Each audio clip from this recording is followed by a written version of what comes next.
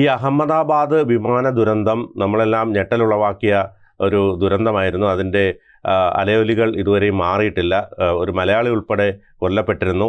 അപ്പോൾ ഇതിൻ്റെ ഞെട്ടിക്കുന്ന വിവരങ്ങൾ പുറത്തു. കാരണം വിമാനം ഉയർന്നപ്പോൾ തന്നെ അത് താഴേക്ക് വീഴുന്നൊരു സാഹചര്യമുണ്ടായി. അതുകൊണ്ട് തന്നെ അത് എന്താണ് കാരണം? കാരണം വിമാനത്തിൻ്റെ എല്ലാ ഭാഗങ്ങളും പരിശോധിച്ച ശേഷമാണ് ഒരു വിമാനം പറന്നുയരാൻ പോകുന്നത്. അപ്പോൾ അതിൽ എന്താണ് സംഭവിച്ചതെന്നുള്ളൊരു ആകാംക്ഷ എല്ലാവർക്കും ഉണ്ടായിരുന്നു. ബ്ലാക്ക് ബോക്സ് പരിശോധനയൊക്കെ നടക്കുന്നുണ്ടായിരുന്നു. അപ്പോൾ ഞെട്ടിക്കുന്ന വിവരങ്ങളാണ് പുറത്തു വന്നിരിക്കുന്നത്. എഞ്ചിനിലേക്ക് ഇന്ധനം നൽകുന്ന സ്വിച്ചുകൾ ഓഫ് ചെയ്തതാണ് അപകട കാരണം. ഈ സ്വിച്ചുകൾ ആര് ഓഫ് ചെയ്തു എന്നൊക്കെയുള്ള ദുരൂഹതകൾ നിലനിൽക്കുകയാണ്.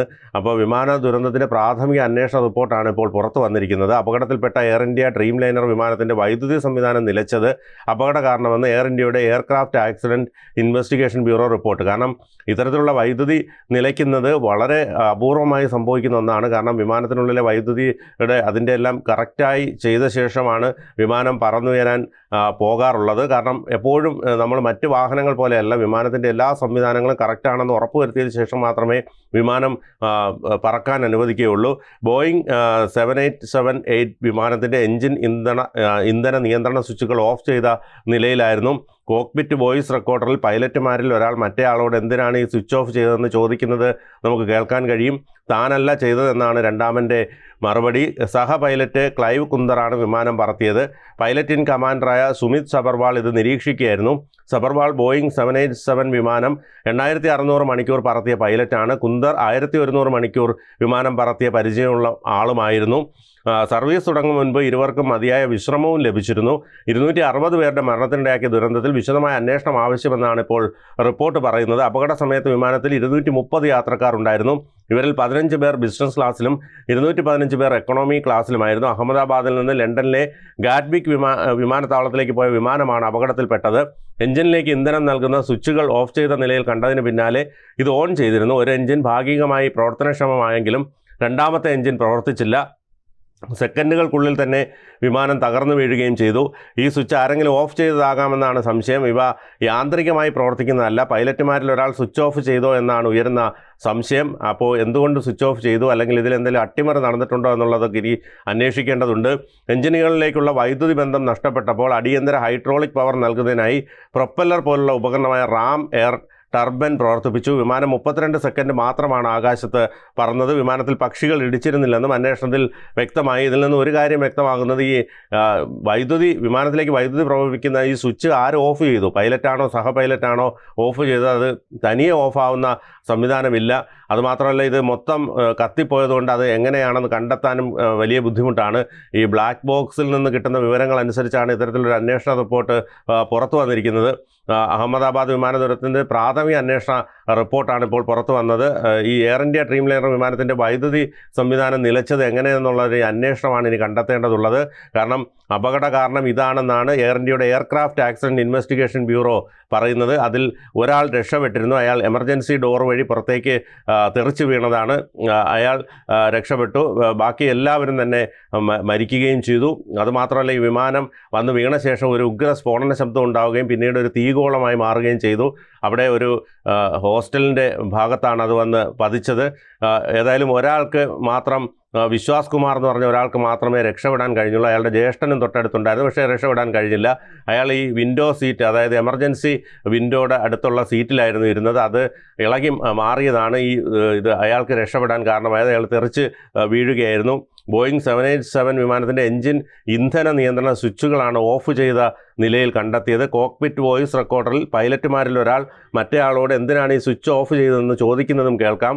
അതിനുശേഷമാണ് മെയ്ഡേ മെയ്ഡേ മെയ്ഡേ എന്ന് 3 തവണ ഈ കൺട്രോൾ റൂമിലേക്ക് ഇപ്പോൾ സന്ദേശം പായുന്നത്. അതിനുശേഷം അവർ ഇത് എവിടെയാണെന്ന് സെർച്ച് ചെയ്യുമ്പോഴേക്കും വിമാനം കത്തി അമരുന്നതായിരുന്നു കണ്ടത്.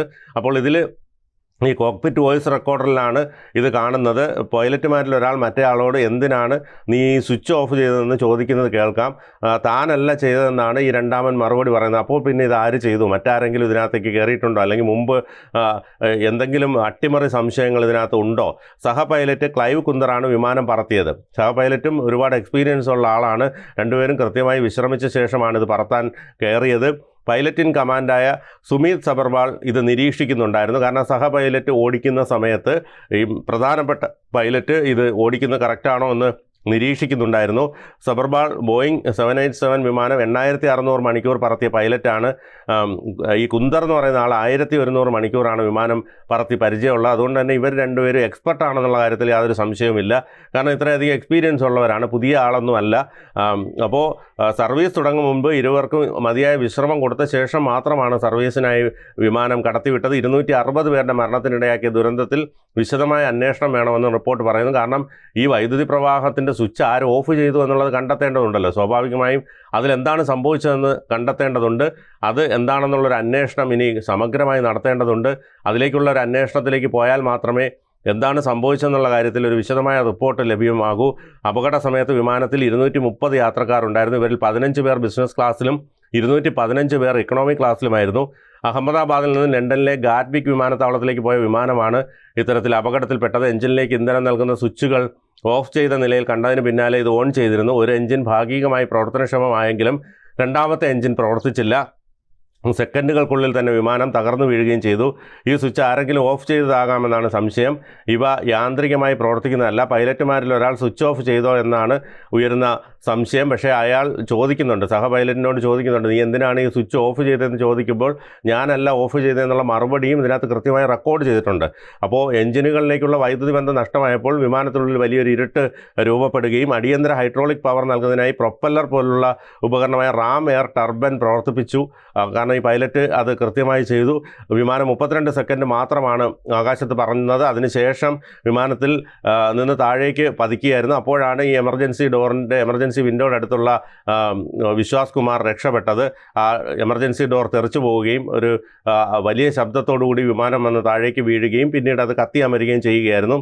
അതേസമയം വിമാനത്തിൽ പക്ഷികൾ ഇടിച്ചിരുന്നില്ല എന്ന അന്വേഷണത്തിൽ വ്യക്തമായിട്ടുണ്ട്. അതുകൊണ്ട് തന്നെ ഇതിൻ്റെ അന്വേഷണം ഇനി ഏത് തരത്തിലായിരിക്കും എന്നുള്ളത് പ്രത്യേകം നിരീക്ഷിച്ചു വരികയാണ്. കാരണം ഇതിൻ്റെ ബ്ലാക്ക് ബോക്സ് സംബന്ധിച്ചുള്ള പരിശോധന അമേരിക്കയിലും ഒക്കെയായി നടത്തിയതാണ്. അതുകൊണ്ട് തന്നെ ഇതിൻ്റെ വിശദമായ റിപ്പോർട്ട് ലഭിച്ചാൽ മാത്രമേ ഇത് സംബന്ധിച്ചുള്ള കൂടുതൽ വിവരങ്ങൾ ലഭ്യമാവുകയുള്ളൂ. ഏതായാലും ആക്സിഡൻറ്റ് ഇൻവെസ്റ്റിഗേഷൻ ബ്യൂറോയുടെ റിപ്പോർട്ട് പ്രകാരം, എയർ ഇന്ത്യയുടെ എയർക്രാഫ്റ്റ് ആക്സിഡൻറ്റ് ഇൻവെസ്റ്റിഗേഷൻ ബ്യൂറോയുടെ റിപ്പോർട്ട് പ്രകാരം ഈ വൈദ്യുതി സംവിധാനം നിലച്ചതാണ് അപകട കാരണമെന്നാണ് കണക്കാക്കപ്പെടുന്നത്. വൈദ്യുതി സംവിധാനം എങ്ങനെ നിലച്ചു? കാരണം ഒരു വിമാനം പറന്നുയരുന്നതിന് മുമ്പ് തന്നെ അതിൻ്റെ എല്ലാ ഭാഗങ്ങളും കണ്ടീഷനാണോ എന്ന് നോക്കിയ ശേഷം മാത്രമേ ഒരു വിമാനം പറന്നുയരാൻ അനുവദിക്കുകയുള്ളൂ. അപ്പോൾ പറന്നുയർന്നു കഴിഞ്ഞാൽ അതിനുള്ളിൽ എല്ലാ സംവിധാനങ്ങളും കൃത്യമായിരിക്കും. പ്രത്യേകിച്ച് ഈ വൈദ്യുതി ബന്ധമൊക്കെ നിലയ്ക്കാത്ത വിധത്തിലുള്ള എല്ലാ വിധത്തിലുള്ള സംവിധാനങ്ങളും അതിൽ ചെയ്തിട്ടുണ്ടാകും.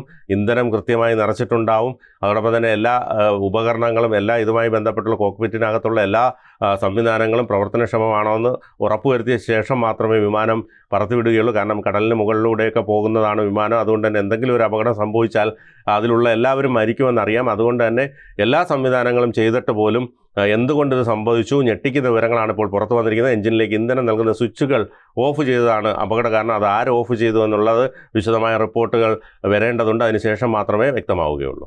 കൂടുതൽ വാർത്തകളും വിശേഷങ്ങളും നിങ്ങളിലേക്ക് എത്താൻ ABC മലയാളം സബ്സ്ക്രൈബ് ചെയ്യുക, ബെൽ ബട്ടണും അമർത്തുക.